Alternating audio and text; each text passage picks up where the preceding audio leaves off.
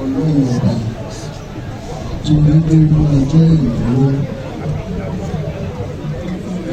ẹni tó bá tó wà fún ọ̀pẹ́ fún àdúgbò lọ́wọ́ ọlọ́run ọba àti lọ́jọ́ ìsọ́nà oṣù díẹ̀ ọlọ́run ọba ló bá tó kù àjọ̀wá dúpẹ́ fọ́lọ́run ipò mọ́tò náà ó kù rẹ̀ fún wa ọlọ́run ṣe. Wọ́n wá dúpẹ́ lọ́wọ́ àwọn ládéládé tó wà lórí ìjókòó yìí fún ọ́nà tó fún lórí orí Alagbado. Mo dúpẹ́ lọ́wọ́ orí ẹ̀ka àbọ̀, mo dúpẹ́ nǹkan ní báyìí náà ní ọ̀rọ̀ ṣe. Mo ti wá dúpẹ́ lọ́wọ́ gbogbo àwọn ọ̀rẹ́ mi, àwọn èèyàn mi láti ibi tí mo ti wá náà ní New York àtàwọn ọ̀rẹ́ mi lọ́gbọ̀n lọ́wọ́ tó ti torí títì mi tí wọ́n wá fún ayẹyẹ mo dúpẹ́ gidi lọ́wọ́ àti gbogbo àwọn ọ̀rẹ́ mi bá tó wà ní Nàìjíríà lọ́kùnrin lóbìnrin lọ́mọdé lápapọ̀ dúpẹ́ lọ́wọ́ wọn. Mo dúpẹ́ lọ́wọ́ àwọn olóyè mi, mo dúpẹ́ lọ́wọ́ gbogbo àwọn baálẹ̀, mo dúpẹ́ lọ́wọ́ gbogbo àwọn aráàlú tó jẹ́ kí gbogbo ìgbà ìṣèlú mi kó ṣe é ṣe. Mo kí gbogbo ní ẹ̀ka àbọ̀ lágbára ọlọ́run ayọ̀ láti bẹ̀rẹ̀ ayọ̀ náà tètè máa fi parí ìlú òkèèrè ẹ ṣé mo dúpẹ́ ẹ ṣé. Àbájáde kábíyèsí lẹ́ẹ̀kan sí o. Àjọ àṣẹ kábíyèsí lè bá ọ̀gá kọ́míkì ní. Àṣẹ kíkọ orí adé àpè ní ojú òní tì í o. Right over time, I'm bringing everybody back to follow to the executive chairman of Ojoko SDA. Honorable Ahmed Idowu Tijani. Next level. The Olorile of Ojoko Kingdom. Yes, so. To quickly make his speech. Next level, let's go.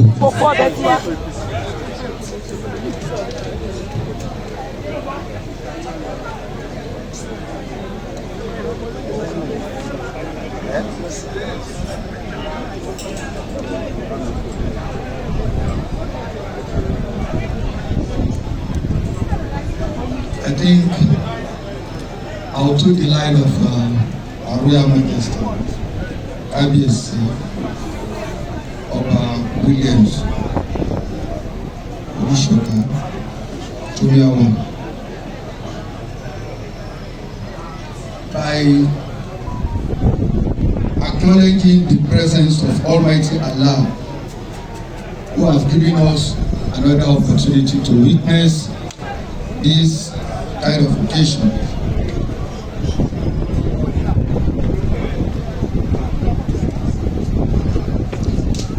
Having done that, I want to recognize the Deputy Chief of Staff to the Governor of Lagos State, Mr. Ndube, the Royal Fathers here present, the management of the local government, starting from the executive, the legislative members, the management, and other members of the staff of the local council development area. Let me quickly stand on the existing protocol.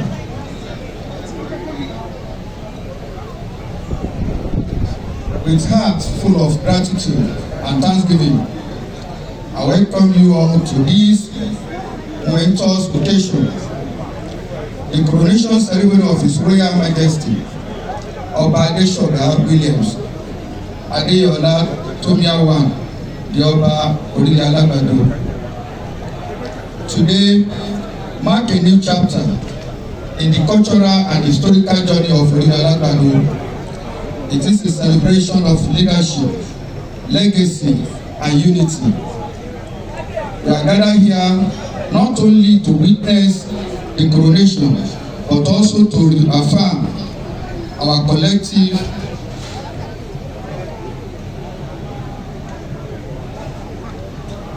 belief in the strength and relevance of the traditional institution. Let me begin by expressing profound appreciation to all our distinguished guests, including royal fathers, top government functionaries, religious leaders, community leaders, political stakeholders, and our beloved presidents. Your presence add color and prestige to this event. To the planning committee, the organizer, and every individual who worked behind the scene to make today a success, I say thank you. Your tireless effort, coordination, and attention to detail are evidence in every aspect of this ceremony. You have made Alagbado and indeed Ojokoro Local Council Development Area proud. As an administration, we recognize our royal fathers not only as traditional symbol but also as development partner. This is why we recently present a brand new Lexus SPU to His Royal Majesty Oba Adeshola William Adeyola to support his duties and enhance the dignity of the throne. It is a mark of our enduring respect and support for the traditional institution. Kabiyesi, your early initiative, especially your campaign against drug abuse and your commitment to the community engagement reflects the quality of a forward-thinking and compassionate leader. May your reign bring honor, peace, prosperity, and prosperity to Alagbado and beyond.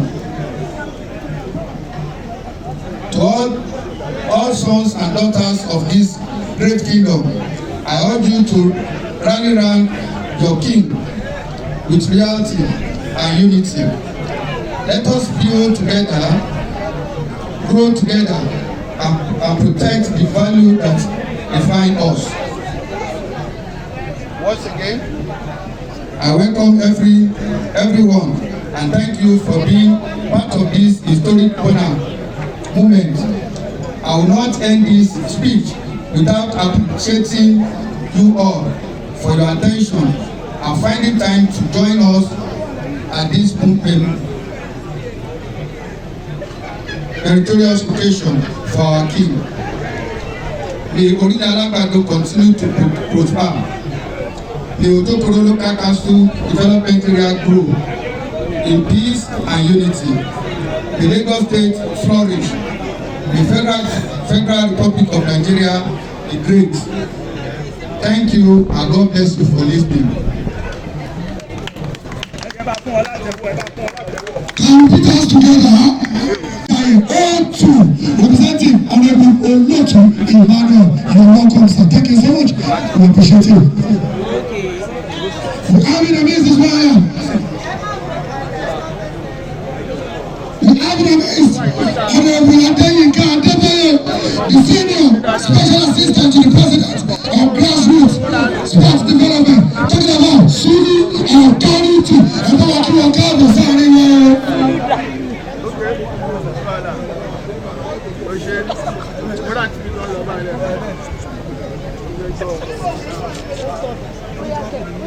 Number one. Àmọ́ ṣe ìkọ̀kọ̀ lọ́kàn tó ṣe ìkọ̀kọ̀. Gbogbo lọ́balọ́ba tá a bá ti ń gba orúkọ, àwọn náà recognize president wọn. All the eminent personalities in our minister, we appreciate you. Thank you so much for joining us. God bless you. Thank you so much for joining us. Àwọn bá ṣe ń gba orúkọ yẹn, àwọn máa kí wa, àwọn máa kẹ̀ wá lọ́wọ́ kò jòkó.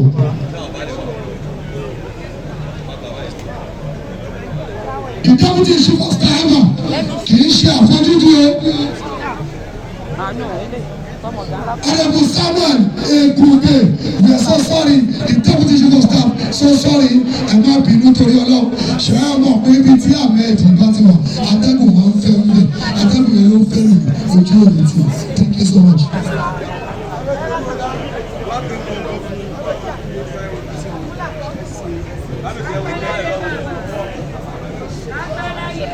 Sega.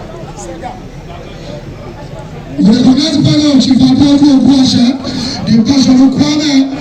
Thank you so much for joining us. We appreciate you. Thank you, sir. Have you written his name? Ní báyìí, bá a ṣe ń ṣe àfihàn àwọn èèyàn pàtàkì tó wà láàrin wa. A máa tẹ̀síwájú with the presentation of our welcome speech to be done by Olorile the secretary of the committee, to please come forward now. The secretary of the committee, Chief Akiwandela. Chief Akiwandela. Being represented by Honorable Samuel Ekube, the Deputy Chief of Staff, Lagos State. The members of National Assembly present, all royal fathers present, all white cap chiefs present, all chiefs present, particularly the councils of chiefs of Alagbado Kingdom, all members, Lagos State House of Assembly present, all chairmen, local government present, particularly the chairman of NCDA Ojokoro, Honorable Ahmed Tijani HID. I welcome you, sir. All family members of Ambos and Tomia ruling house present. Gentlemen of the press, distinguished ladies and gentlemen. I, Chief Taiwo Festus Akiwande, the chairman of Ambos and Tomia ruling house, on behalf of Tomia ruling family house, I welcome you all to this remarkable occasion. Thank you for joining us today. We are truly honored by your presence, and we are specifically happy to have distinguished guests with us today. Today we are here for the coronation ceremony of His Royal Majesty Ọba Alayeluwa Adeshoda Williams Adeyola Tomiawa of Olorile Alagbado Kingdom. This gathering is a celebration of installation of His Majesty. We are most grateful to witness this great event. And this is my prayer. My prayer is that the King will live long and his reign will bring about peace, unity, progress in Olorile Alagbado Kingdom. Once again, I want to welcome you as you celebrate with us today. And I pray that may we all have good things to celebrate together in the mighty name of Jesus. Please relax and enjoy yourself. Olorile Alagbado Agbewa o, Tomia Agbewa o. Thank you all. From London, America, káàkiri ló ti wá láti wá kí ọba lọ. Kábíyèsí, àwọn ọ̀rẹ́ yìí náà wájú yìí. Wọ́n fẹ́ pé homage, wọ́n ṣe WhatsApp jí mọ́. Kábíyèsí, ẹ̀ẹ̀mẹ́ta lè máa dọ̀bọ́lẹ̀ o. Oyè àdìdé, ẹ̀ẹ̀mẹ́ta lè máa ṣe. Ó kú ẹ̀kọ́ sí. Ẹ̀mẹ́ bínú torí Ọlọ́run, ẹ̀yin yóò ní kọ́. Ẹ̀yin bá kúnlẹ̀, wọ́n máa ń dọ̀bọ́lẹ̀ ni. Aláàbò ìbò, ọ̀kúnlẹ̀ wọ́n máa ń dọ̀bọ́lẹ̀ ni. Again, let's go. Let's go. Ọba kí. Ṣé okay, mo kàn fún yín ní opportunity pé kẹ́kọ̀ọ́ lóṣù kí a máa ṣe tọ́jú náà. Ṣé ẹ ti rẹ́dì? Tẹ́ bá ti ń lọ ẹ̀rí kábíyèsí, oògùn tẹ́ máa lò fún ẹ̀yìn kábíyèsí máa fún. Kábíyèsí ti ní ìṣẹ̀ṣe. Àṣegídì kì í ṣe ìyàwó. Ó yá ẹ fún kábíyèsí lẹ́ẹ̀kan sí o, let's go. Kábíyèsí, you need to respond to your friends. wọ́n fẹ́ sọ̀rọ̀ ẹ ṣe òdìgbà ẹgbẹ́ rẹ̀ dì gbogbo nǹkan tí à ń ṣe yìí agbára ọlọ́run ọba agbára ìlú ni wọ́n fi àsìkò dúpẹ́ lọ́wọ́ yín ẹ ṣe àpèṣẹ́tì ẹ wá wo nǹkan rí báyìí tọ̀dọ̀ yín náà yìí àmì àṣẹ ẹ̀yin náà máa dọ́gba. ó lè má jẹ́ traditionally ló jẹ́ politically ọlọ́run tó ṣe tèmi á ṣe tèmi náà ẹ ṣe gbárùkù tìmí ẹ ṣe sọpọ́tì mi ẹ sọpọ́tì mi lójúgbé láti Amẹ́ríkà ẹ tún wá sí Nàìjíríà torí pé mò ń ṣàyẹyẹ gbogbo nǹkan dáadáa tẹ bá rò tẹ bá fẹ́ ṣe tẹ bá ní ní máì ọlọ́run lébùrà rẹ̀ àwọn alálẹ̀ alágbàdo ní àbá máa sọpọ́tì gbogbo ibi tó wọ̀nyí náà ẹ dé láyé yìí ẹ débẹ̀ ọlọ́run arọ̀lá àtẹ̀mí tó lè ṣe dandan ní àbá mi ṣe dandan náà lágbára ọlọ́run ọba ẹ ti dé láyọ̀ báyìí alọ̀ náà ló máa padà sílé àní bọ́ọ̀lù bàjẹ́ lágbára ọlọ́run ọba kí ọdún yìí tó parí èmi náà fún ara mi àwọn àbáyé yọ ayọ̀ kan àbí kejì lóògbé náà lájẹ̀rẹ̀ bí a ṣe bẹ́ẹ̀ ẹ ṣe lè rí bẹ́ẹ̀ wọ́n appreciate it. Thank you so much. àwọn sọ pé fẹ́lẹ́ òní ìdí ẹ̀wọ̀n kó èdè lórí wọn. níbo lè lọ ṣe ẹ̀rí òun ẹ̀sùn mọ́kábẹ́sì ẹ̀kọ́ microphone kí lè kó wá ẹgbẹ́ wo lè kó wá o ti tẹ̀dí ní àbọ̀tọ̀ yìí. kábíyèsí o.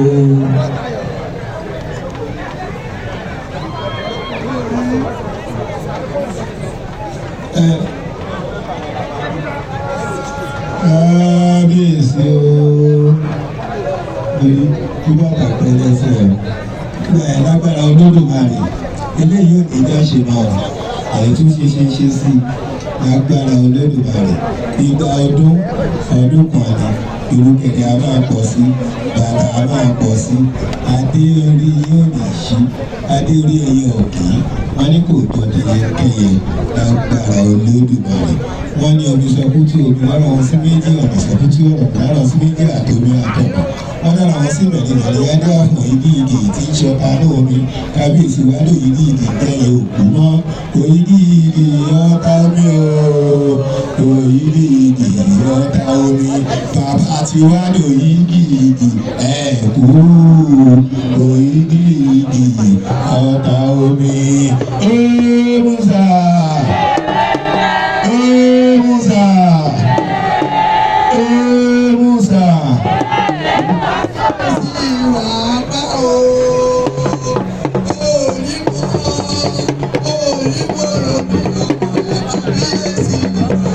Kábíyèsí ẹ̀ẹ́pẹ́, kábíyèsí ẹ̀ẹ́pẹ́ o, ẹ ò ní mọ̀, ẹ̀yin ò ní mọ̀ orí ọmọ yìí, ẹ̀yin ò ní ẹ̀ẹ́pẹ́, kábíyèsí ẹ̀ẹ́pẹ́, kábíyèsí ẹ̀ẹ́pẹ́ o, ẹ ò ní mọ̀ orí ọmọ yìí, kábíyèsí ẹ̀ẹ́pẹ́. Ìdúpẹ́ bọ̀ wá ò ní mẹ́bọ̀ lọ, kábíyèsí wa ẹ ò ní tètè kú o. Kábíyèsí wa ẹ ò ní tètè kú o. Kábíyèsí wa ẹ ò ní tètè kú o. Àpáǹdì tó mẹ́bọ̀ wá kì í mẹ́bọ̀ lọ. Àpáǹdì tó mẹ́bọ̀ wá kò ní mẹ́bọ̀ lọ. Kábíyèsí wa ẹ ò ní tètè kú o. Bàbá wa jọ̀wọ́ ayò rẹ̀.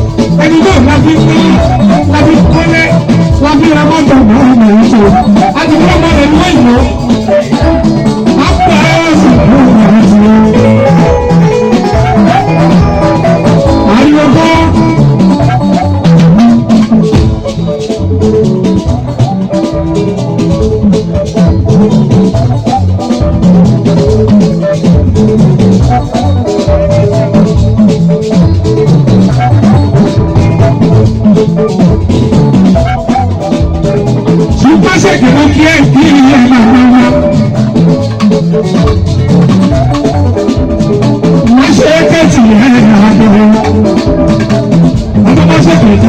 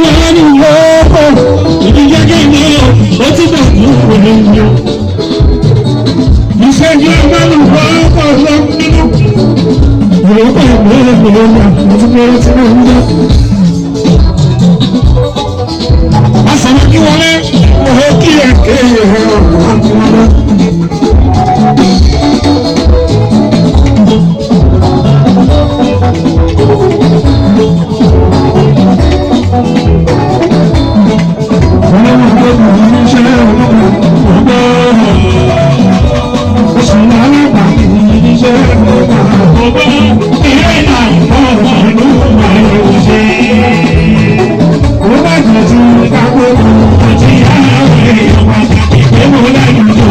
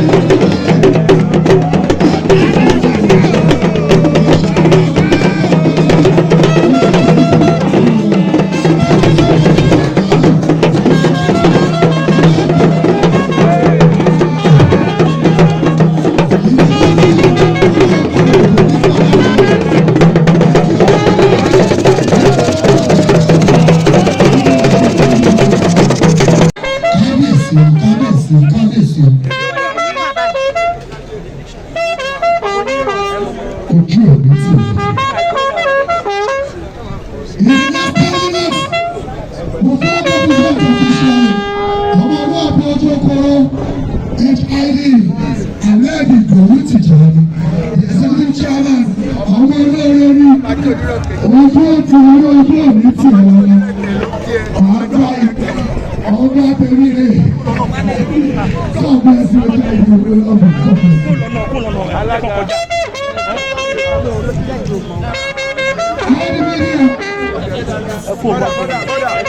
Ọ̀dà ẹjọ́ ọ̀dà ẹ̀kọ́ wájú wọn náà. Ọba tó ń bí ọjọ́ bá tó bọ̀. All the media personnel, ẹgbẹ́ ká ṣiṣẹ́ ìdí ẹ̀jọ̀.